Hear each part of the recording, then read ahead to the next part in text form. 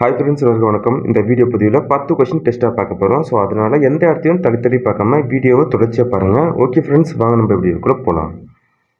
Question 1. காமராசரை கல்வி கண் திறந்தவர் என மனதார பாராட்டியவர்.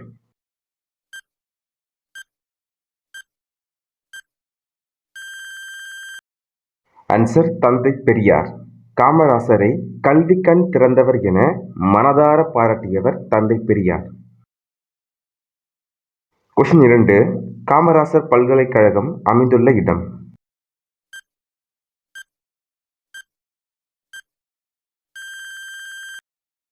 ஆன்சர் மதுரை. காமராசர் பல்கலைக்கழகம் அமைந்துள்ள இடம் மதுரை. 6ஆம் வகுப்பு புதிய பாடத்திட்டம் பருவம் 2 பக்கம் 9.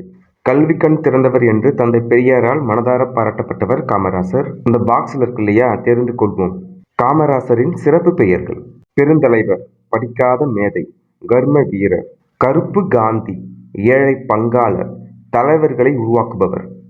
அடுத்ததா இந்த கட்டத்தை பாருங்க. காமராசர் அவர்களை பற்றிய சிறப்பு தகவல்கள். மதுரை பல்கலைக்கழகத்திற்கு மதுரை காமராசர் பல்கலைக்கழகம் என பெயர் சூட்டப்பட்டது.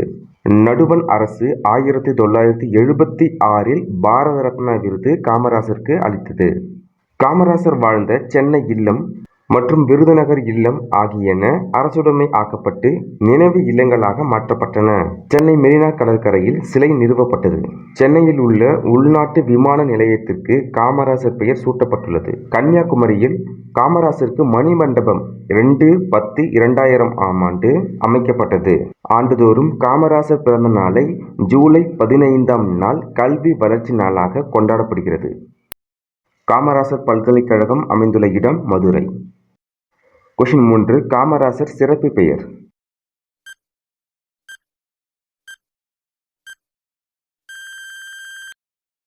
ஆன்சர் கருப்பு காந்தி. காமராசரின் சிறப்பு பெயர் கருப்பு காந்தி.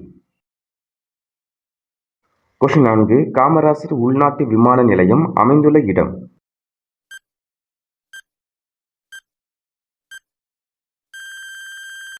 ஆன்சர் சென்னை.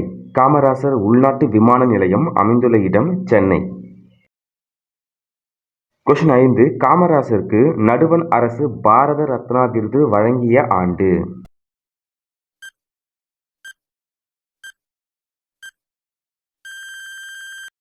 ஆன்சர் 1976. காமராசருக்கு நடுவண் அரசு பாரத ரத்னா விருது வழங்கிய ஆண்டு 1976.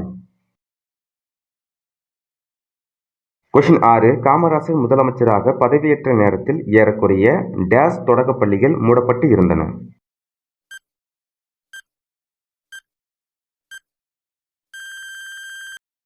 ஆன்சர் 6000. காமராசர் முதலமைச்சராக பதவியேற்ற நேரத்தில் ஏறக்குறைய 6000 தொடக்கப் பள்ளிகள் மூடப்பட்டு இருந்தன. கொஸ்டின் 7. மெல்லினத்திற்கான இணை எழுத்து இடம்பெறாத சொல் எது?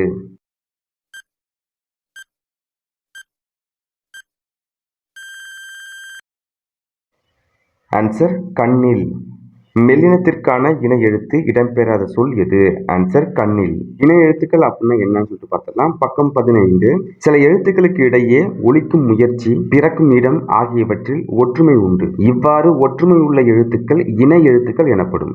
அதாவது என்னன்னு பார்த்தீங்கன்னா, 6 வல்லின மெய் எழுத்துக்களுக்கும் 6 மெல்லின எழுத்துக்கள் இணை எழுத்துக்களாக இருக்கு. சொற்களில் மெல்லின மெய் எழுத்தை அடுத்து பெரும்பாலும் அதன் இனமாகிய வல்லின எழுத்து வரும். ஸோ இந்த வரைபடத்தை நல்லா கவனிச்சு பாருங்க. அந்த குழந்தைங்களை பாருங்க. இங்குக்கு இக்கு வருது, இஞ்சிக்கு இச்சு வருது, 3 சுழி இன்னு அதற்கு இட்டு இணை எழுத்து, இந்துக்கு இத்து இணை எழுத்து, இம்முக்கு இப்பு, 2 சுழி இன்னுக்கு இரு இணை எழுத்து. கான்செப்ட் என்னன்னு பார்த்தீங்கன்னா, வல்லின எழுத்து மெல்லின எழுத்து. கசட தபர இது வல்லினம், ஞெஞன ஞமென இது மெல்லினம். வல்லின எழுத்திற்கு மெல்லினம் இணை எழுத்தா இருக்கு. அதே கான்செப்ட் தான் மெல்லின எழுத்திற்கு வல்லினம் இணை எழுத்தா இருக்கு. எடுத்துக்காட்டு திங்கள். எடுத்துக்காட்டா பாருங்க. திங்கள் இங்கு என்பது என்ன? மெல்லினம். காய் என்பது வல்லினம். ஓகேவா? மெல்லினத்துக்கு வல்லினம் இணை எழுத்தா வருது. அதுக்கப்புறமா மஞ்சள். மஞ்சளுக்கு இஞ்சுக்கு சா இணை எழுத்து. மண்டபம் 3 சுழினா அதற்கு வந்து டா வந்து இணை எழுத்து. சந்தனம் இந்துக்கு வந்து தா வந்து இணை எழுத்து. அம்பு இம்முக்கு வந்து பூ என்பது இணை எழுத்து. அதாவது பா பா பி பி பூ பூ அந்த வரிசை வந்து இணை எழுத்து. தென்றல் 2 சுழி ந அதற்கு வந்து ரா வந்து இணை எழுத்து. அதுக்கப்புறமா இடையினை எழுத்துக்கள். இடையினை எழுத்துக்கள் என்ன? ய, ர, ல, வ, ழ, ல. அதாவது மேல புள்ளி வச்சுக்க வேண்டியதான் மெய் எழுத்துக்கள். ஓகேவா? இடையினம் அப்படின்னா எரல வழல. அந்த எழுத்து வந்து ஞாபகம் வச்சுக்க வேண்டியதான். இது வந்து ஒரே இனமாகும். அடுத்ததா உயிர் எழுத்துக்களுக்கு இணை எழுத்தை பார்த்துடலாம். ஆ அதற்கு வந்து ஆ என்பது இணை எழுத்து. ஈ அதற்கு வந்து ஈ என்பது இணை எழுத்து. ஊ உ. ஏ ஏ. ஐ இ. ஓ ஓ. ஔவுக்கு ஊ. மெய் எழுத்துக்களைப் போலவே உயிர் எழுத்துக்களிலும் இணை எழுத்துக்கள் உண்டு. உயிர் எழுத்துக்களில் குறிலுக்கு நெடிலும் நெடிலுக்கு குறிலும் இணை எழுத்துக்கள் ஆகும். குறில் எழுத்து இல்லாத ஐ என்னும் எழுத்திற்கு ஈ என்பது இணை எழுத்து ஆகும். ஔ என்னும் எழுத்திற்கு ஊ என்பது இணை எழுத்து ஆகும். சொல்லில் உயிர் எழுத்துக்கள் சேர்ந்து வருவதில்லை. சாதாரண செயல்ல பார்த்தீங்க அப்படின்னா உயிர் எழுத்துக்கள் சேர்ந்து வருவதில்லை. அளபெடையில் மட்டும் நெடிலை தொடர்ந்து அதன் இனமாகிய குறில் எழுத்து சேர்ந்து வரும். எடுத்துக்காட்டு ஓ ஓதல், தூவும், தழி. தமிழ் எழுத்துக்கள்ல வந்து ஆயுத எழுத்து இருக்கு இல்லையா, அதற்கு மட்டும் இணை எழுத்து இல்லை. இணை எழுத்து அப்படின்னா என்ன, அதோடைய கான்செப்ட் கண்டிப்பா உங்களுக்கு புரிஞ்சிருக்குன்னு நினைக்கிறேன்.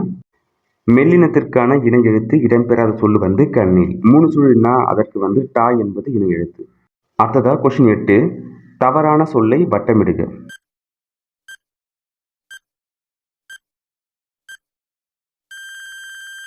ஆன்சர் வென்றான். இதுல கான்செப்ட் என்னன்னு பார்த்தீங்கன்னா 2 சுழினாவுக்கு டா என்பது இணை எழுத்து வந்து வந்திருக்கு.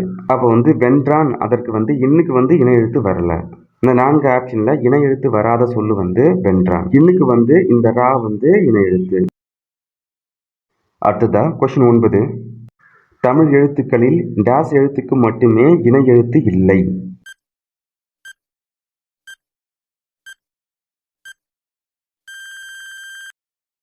ஆன்சர் ஆயுத.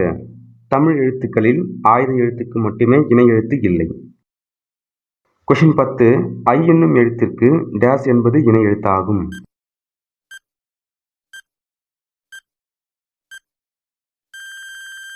ஆன்சர் இ.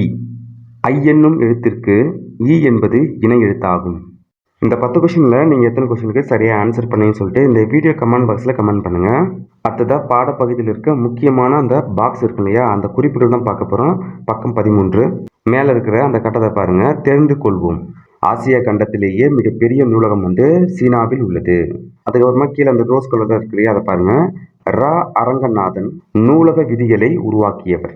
ரா அரங்கநாதன் வந்து இந்திய நூலகவியலின் தந்தை என அழைக்கப்படுகிறார். அதுக்கப்புறமா இந்த கட்டத்தை பார்த்துக்கோங்க. அண்ணா நூற்றாண்டு நூலகத்தின் 8 தளங்கள். தரைத்தளம் அதில் பார்த்தீங்கன்னா சொந்த நூல் படிப்பகம்.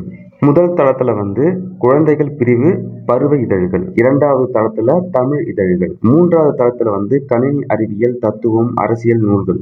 4வது தளத்தில் வந்து பொருளியல் சட்டம் வணிகவியல். 5வது தளத்துல வந்து கல்வி அறிவியல் மருத்துவம். 6வது தளத்துல வந்து பொறியியல் வேளாண்மை திரைப்படக்கலை. 7வது தளத்துல வந்து வரலாறு சுற்றுலா அரசு கீழ்திசை சுவடி நூலகம். 8வது தளத்துல வந்து கல்வி தொலைக்காட்சி நூலகத்தின் அலுவலக பிரிவு. அதுக்கப்புறமா இந்த கட்டத்தை பாருங்க. நூலகத்தில் படித்து உயர்நிலை அடைந்தவர்களில் சிலர். அறிஞர் அண்ணா, ஜவஹர்லால் நேரு, அண்ணல் அம்பேத்கர், கார்ல் மார்க்ஸ். அடுத்ததா இந்த கட்டத்தை நல்லா கவனிச்சு பாருங்க. சிறந்த நூலாசிரியருக்கு டாக்டர் ச. ரா அரங்கநாதன் விருது வழங்கப்படுகிறது. ஓகே ஃப்ரெண்ட்ஸ், இந்த வீடியோ பதிவு கண்டிப்பாக உங்களுக்கு பயனுள்ளதாக இருக்கும்னு நினைக்கிறேன். அடுத்த வீடியோ பதிவில் சந்திப்போம். நன்றி, வணக்கம்.